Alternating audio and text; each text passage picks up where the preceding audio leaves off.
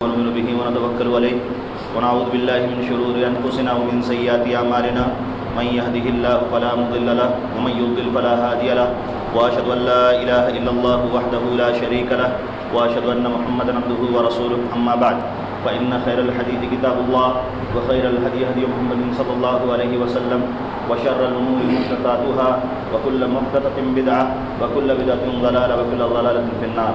فقد قال الله تعالى في كلامه المجيد والفرقان الحميد فأعوذ بالله السميع العليم من الشيطان الرجيم بسم الله الرحمن الرحيم قاف والقرآن المجيد بل عجبوا أن جاءهم منذر منهم فقال الكافرون هذا شيء عجيب أإذا متنا وكنا ترابا ذلك رجع بعيد قد علمنا ما تنقص الأرض منهم وعندنا كتاب حفيظ.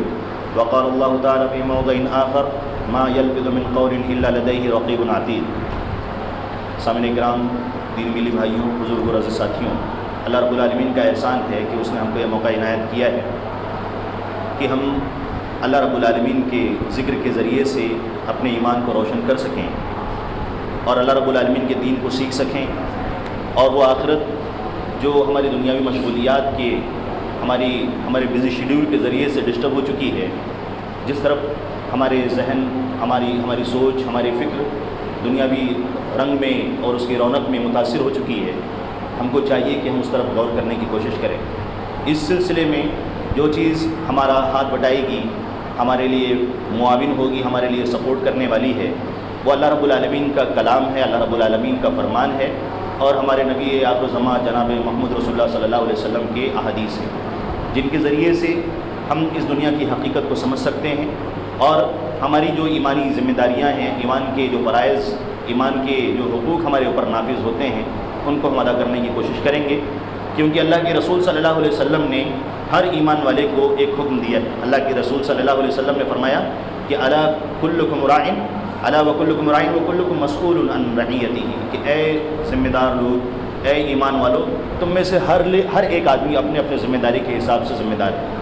اور ایک اور حدیث ہے صحیح ترغیب و ترہیب کی کہ اس کے اندر اللہ کے رسول صلی اللہ علیہ وسلم نے فرمایا ہے کہ ان اللہ سائل کل راع اما استرعاہ حفظ ام ضیع. اللہ کے رسول صلی اللہ علیہ وسلم نے فرمایا کہ ہر آدمی، ہر شخص، ہر ایمان والا راعی ہے، ذمہ دار ہے، اس سے پوچھا جائے گا. جس طرح سے جانور کو چرانے کے لیے، نگرانی کرنے کے لیے سپروائزر ہوتے ہیں، اسی طرح اللہ رب العالمین نے ہر شخص کی ذمہ داری، جو اس کے اوپر ذمہ داری اللہ رب العالمین نے رکھی ہے، اس کو اس کا سپروائزر، اس کا چرواہا، اس کا نگراں بنایا ہے، اور اللہ تعالیٰ ہر ایک سے اس کے بارے میں پوچھے گا. اب اس سلسلے میں اللہ رب العالمین کیا سوال کرے گا؟ اس کو اس نے محفوظ کیا ہے اپنے ذمہ داری کو، یا اس کو ضائع کر دیا ہے. اسی حدیث میں آگے چل کر اللہ کے رسول صلی اللہ علیہ وسلم نے عورتوں سے کہا ہے، امیر سے کہا ہے، جو لیڈر ہیں ان سے کہا ہے، عموماً ہر آدمی سے کہا ہے کہ وہ اپنے اہل و عیال کے بارے میں، اپنے گھر والوں کے بارے میں فکر کرنے کی کوشش کرے. اب اگر ہم غور کرتے ہیں قرآن کی آیات کے اندر اور حدیث رسول صلی اللہ علیہ وسلم کے اندر کے باتوں کے اندر، احادیث کے اندر، تو اس کی ذمہ داری ہماری قولی، کہ ہم جو بات اپنی زبان سے ادا کرتے ہیں، یا عملی طور پر پریکٹیکل ہم جس کام کو کرتے ہیں، اس کے اندر یہ احکام بڑھ جاتے ہیں، تقسیم ہو جاتے ہیں. اور ایمان کا تعلق صرف زبان سے ہی نہیں ہے، یا صرف عمل سے ہی نہیں ہے، بلکہ یہ تین چیزوں کا مجموعہ ہے کہ آدمی زبان سے اقرار کرتا ہے جو اس نے دل سے قبول کیا ہے. اسی لیے اس کو عقیدہ کہا جاتا ہے، فیتھ کہا جاتا ہے، بلیف کہا جاتا ہے، جس کی ہم شردھا رکھتے ہیں، آستھا رکھتے ہیں، دل وشواس رکھتے ہیں. تو اس کو ہم جو مانتے ہیں، دل کے اندر جو گانٹھ مار لیتے ہیں، جس چیز کو ہم سمجھ لیتے ہیں، مان لیتے ہیں، اسی چیز کا نام عقیدہ ہے. کہ ہم اپنے رب کے بارے میں کیا چیز مانتے ہیں، کس چیز کو اپنے دل سے تصدیق کر رہے ہیں، اسی چیز کو زبانی طور پر ہم قبول کرتے ہیں کہ اللہ رب العالمین اکیلا ہے اور اللہ کے رسول صلی اللہ علیہ وسلم اللہ کے رسول. یہ بات کہنے کے بعد ہماری ذمہ داری ہے.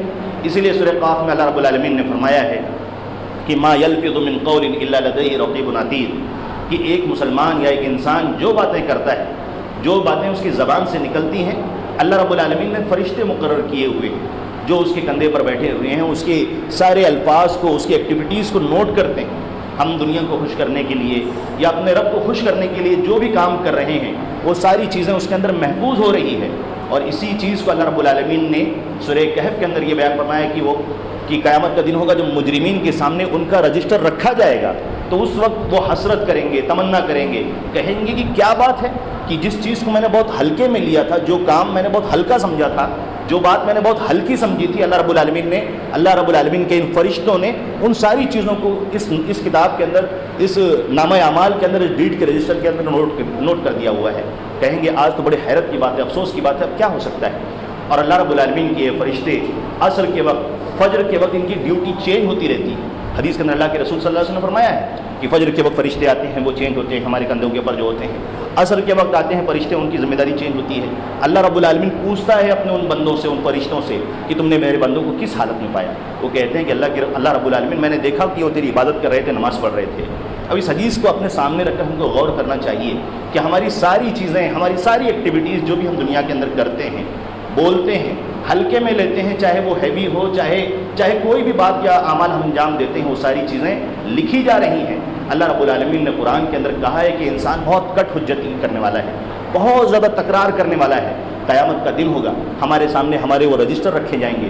اللہ رب العالمین اس بندے سے پوچھے گا کہ کیا تو ان ساری چیزوں میں کسی چیز کا انکار کرتا ہے؟ بندہ کہے گا نہیں اللہ رب العالمین میں ان ساری چیزوں کو قبول کرتا ہوں۔ اور اس وقت انسان کے پاس کوئی چارہ کار نہیں ہوگا۔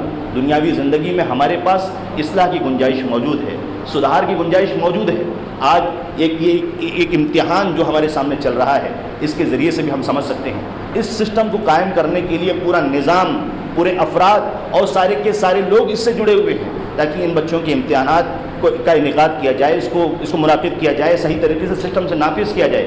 اللہ رب العالمین نے اپنے اس نظام کے بارے میں سورہ فاتحہ کے اندر اعلانیہ ذکر کر دیا ہے کہ مالک یوم الدین۔ اللہ رب العالمین نے اس آخری امتحان کا ذکر بہت پہلے سے کر دیا ہے، جس کو اللہ رب العالمین قیامت کے دن برپا کرنے والا ہے۔ اور اللہ کے رسول صلی اللہ علیہ وسلم نے فرمایا کہ لا تزول قدم عبد حتى يسأل عن عمره فيما أفناه وعن علمه فيما فعل فيه وعن ماله من أين اكتسبه وفيما أنفقه وعن جسمه فيما أبلاه۔ 5 سوال اللہ رب العالمین اس قیامت کے دن کرنے والا ہے۔ مختلف مراحل میں سوال ہوں گے، مختلف ڈفرینٹ لیول پہ اللہ رب العالمین بندوں سے سوال کرنے والا ہے، لیکن یہ ایک عمومی سوال اللہ رب العالمین ہر ایک سے کرنے والا ہے۔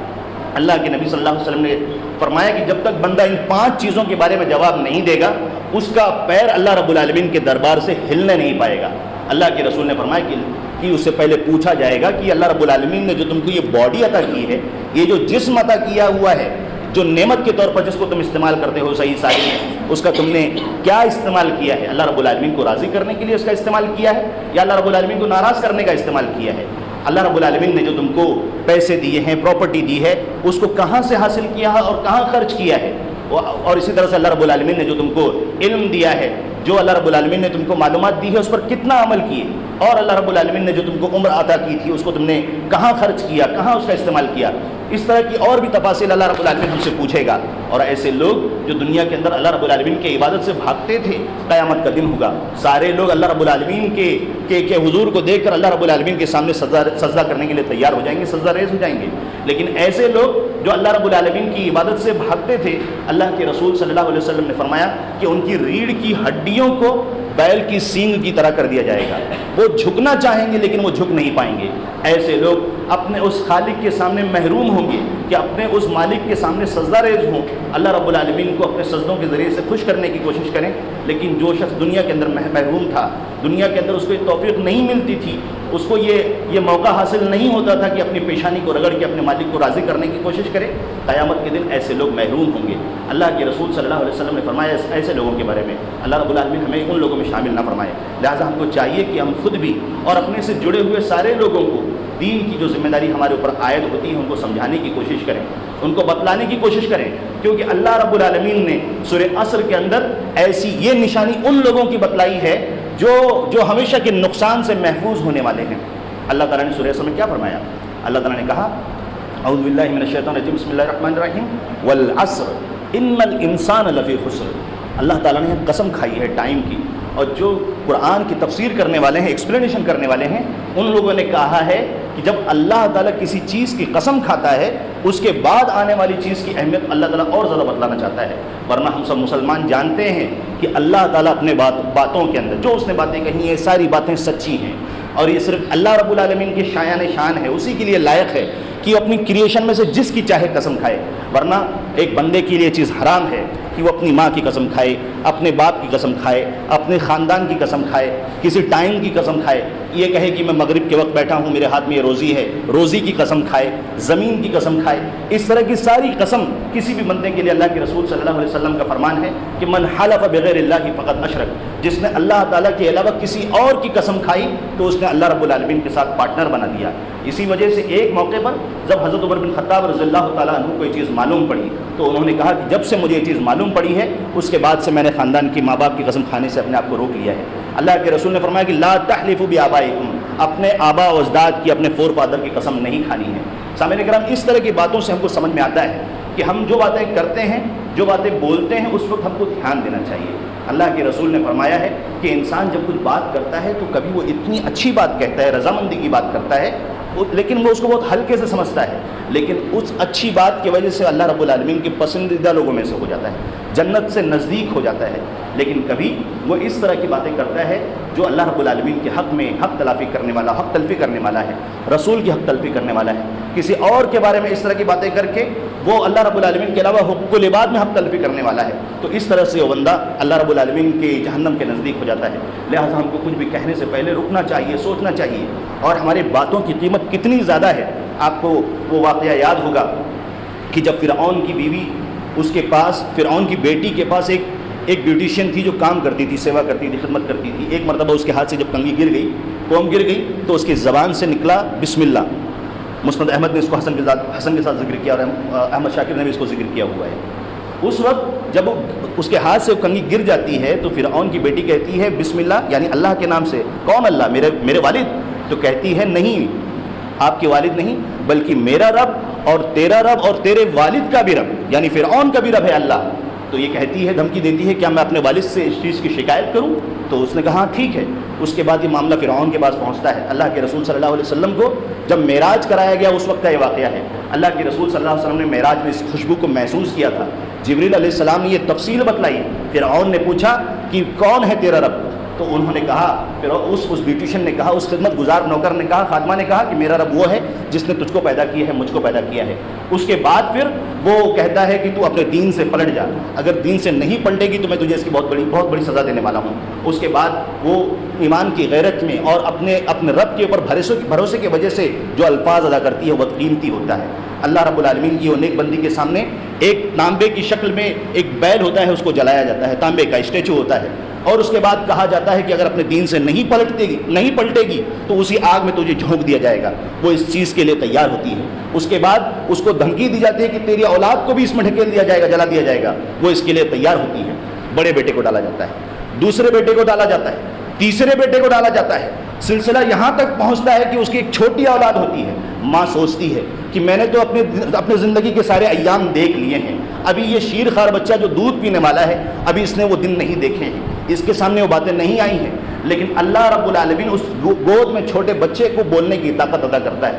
کہتا ہے کہ ماں تو آگ میں کود جا، تو حق پر ہے، تجھے گھبرانے کی ضرورت نہیں ہے۔ اس دنیا کی آگ تجھے جلا دے گی، تو پریشان ہوگی، لیکن قیامت کی آگ سے انشاءاللہ تو محفوظ ہوگی۔ ماں آگ میں کود جاتی ہے۔ اس سے پہلے فرعون سے ایک بات کہتی ہے، وہ کہتی ہے میری ایک درخواست ہے اس آگ میں کودنے سے پہلے کہ جب تو مجھ کو جلا دے، میری اولاد کو جلا دے، تو ہم کو ایک کپڑے میں جمع کر کے دفن کر دینا۔ فرعون کو پھر بھی ترس نہیں آتا، وہ کہتا ہے کہ تم نے ہماری اتنے سال خدمت کی ہے، اس خدمت کے بنا پر ہم تمہارے لیے اتنا کام کر سکتے ہیں۔ سامعین کرام، وہ ایک جملہ جو اللہ رب العالمین سے نزدیک کرنے والا ہے، اللہ رب العالمین کو بہت محبوب ہے۔ ہم کو کوشش کرنی چاہیے کہ ہم اس طرح کی باتوں کا خیال رکھیں۔ ایک مرتبہ اللہ کے رسول صلی اللہ علیہ وسلم کو یہودیوں نے بد دعا دی، السلام علیکم، ماں عائشہ رضی اللہ تعالیٰ عنہ موجود ہیں، انہوں نے پلٹ کر جواب دیا، وعلیکم السلام وعلیکم اللعنہ وغضب اللہ علیکم، تم پر اللہ رب العالمین کی لعنت ہو، تم پر اللہ رب العالمین غضب کرنے والا ہو، تم اللہ رب العالمین کی رحمت سے دور ہو۔ اللہ کے نبی صلی اللہ علیہ وسلم نے فرمایا کہ رک جاؤ عائشہ، رک جاؤ، اس طرح کی باتیں مت کرو۔ ان کو جو کہنا تھا میں نے وہ علیکم کہہ کے جواب دے دیا۔ اگر انہوں نے اچھی دعا دی تھی تو ان کے اوپر وہ چیز پلٹ گئی، اور اگر ان لوگوں نے بد دعا دی تھی تو وہ علیکم کے ذریعہ واپس ان کے اوپر پلٹ گئی۔ ان کی بد دعا میرے سلسلے میں قبول نہیں ہوگی، بلکہ میری دعائیں اور بد دعائیں ان کے سلسلے میں قبول ہوگی۔ ہم کو رک کر اللہ رب العالمین کو راضی کرنے والے الفاظ اور باتوں پر غور کرنا چاہیے۔ ایک حدیث بیان کر کے میں اپنی بات کو ختم کرنے کی کوشش کروں گا۔ اللہ کے رسول صلی اللہ علیہ وسلم نے ایک موقع پر فجر کے بعد ایسے صحابہ کرام کے سامنے بیٹھتے تھے اور ان سے پوچھتے تھے کہ آپ لوگوں نے کوئی خواب دیکھا ہے؟ صحابہ کرام بیان کرتے تھے ہاں ہم نے خواب دیکھا ہے. تو اللہ کے رسول صلی اللہ علیہ وسلم خواب کی تعبیر بیان کر دیا کرتے تھے. ایک دن اللہ کے رسول نے پوچھا کہ آپ لوگوں نے خواب دیکھا ہے؟ ان لوگوں نے کہا کہ نہیں. اللہ کے نبی صلی اللہ علیہ وسلم نے کہا آج رات کا ایک واقعہ میں بیان کرنا چاہتا ہوں، میرے ساتھ وہ ہوا ہے. اللہ کے رسول صلی اللہ علیہ وسلم کو 2 فرشتے لے کر گئے. اللہ کے رسول صلی اللہ علیہ وسلم نے وہاں پر دیکھا کہ ایک آدمی بیٹھا ہوا ہے اور ایک فرشتہ اس کے اوپر مسلط ہے اور اس کے ہاتھ میں لوہے کی ایک چھڑی ہے اور وہ سامنے سے آکڑا اس کا ٹیڑھا بنا ہوا ہے، جیسے ہم تندور کی بھٹی میں دیکھتے ہیں روٹی کو پھنسانے کے لیے یا گوشت کو بھوننے کے لیے کلوب کا لفظ استعمال ہوا ہے عربی میں. تو وہ فرشتہ کیا کرتا ہے، وہ اس کے جبڑے میں اس لوہے کو داخل کرتا ہے، وہ اس کو گھسیٹ کر گدی تک لاتا ہے، گردن کے پیچھے تک. پھر وہ حصہ صحیح ہو جاتا ہے. پھر اس لوہے کے ٹکڑے کو پھر لیفٹ سائڈ سے داخل کرتا ہے اور اس کو گھسیٹ کر لاتا ہے، پھر اس کو یہاں تک لاتا ہے، پھر وہ صحیح ہو جاتا ہے. پھر دوسری حدیث میں اللہ کے رسول صلی اللہ علیہ وسلم نے فرمایا ہے کہ اس لوہے کے ٹکڑے کو پھر اس کے ناک میں ڈالتا ہے اور گھسیٹ کر لاتا ہے، پھر وہ تھوڑی دیر کے بعد پھر وہ صحیح ہو جاتا ہے. پھر اللہ کے رسول صلی اللہ علیہ وسلم نے فرمایا کہ اس لوہے کے ٹکڑے کو اس کی آنکھ میں ڈالتا ہے، پھر وہ گھسیٹ کر گدی تک لاتا ہے، وہ صحیح ہو جاتا ہے. اللہ کے رسول صلی اللہ علیہ وسلم نے فرمایا کہ قیامت کے دن تک اس کو یہ عذاب دیا جاتا رہے گا، ٹھیک ہوگا صحیح ہوگا، ٹھیک ہوگا صحیح ہوگا. اس کے بعد پھر اللہ کے رسول صلی اللہ علیہ وسلم نے جبریل علیہ السلام سے پوچھا کہ یہ کون ہے؟ بہت سارے لوگ ہیں، ان میں سے ایک ذکر اللہ کے رسول صلی اللہ علیہ وسلم نے ان کا کیا. جبریل علیہ السلام نے کہا کہ اے اللہ کے نبی، یہ وہ آدمی ہے جو صبح تو اپنے گھر سے نکلتا تھا لیکن اپنی زبان سے وہ باتیں کرتا تھا، جھوٹ بولتا تھا، جس کی زبان سے جو الفاظ نکلتے تھے اس کی رعایت نہیں کرتا تھا اور اس کی وہ جھوٹ کی بات پوری دنیا کے اندر پھیل جاتی تھی.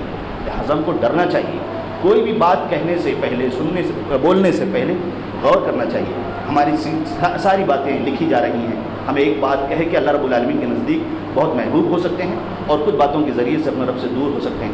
اللہ رب العالمین سے دعا ہے کہ وہ ہمیں کہنے سننے سے زیادہ اسلام پر عمل پیرا ہونے کی توفیق عطا فرمائے. جب تک ہم کو اس دنیا کے اندر زندہ رکھے، ایمان کی حالت میں رکھے اور ہمارا خاتمہ ایمان پر ہو. وآخر دعوانا الحمد للہ رب العالمین.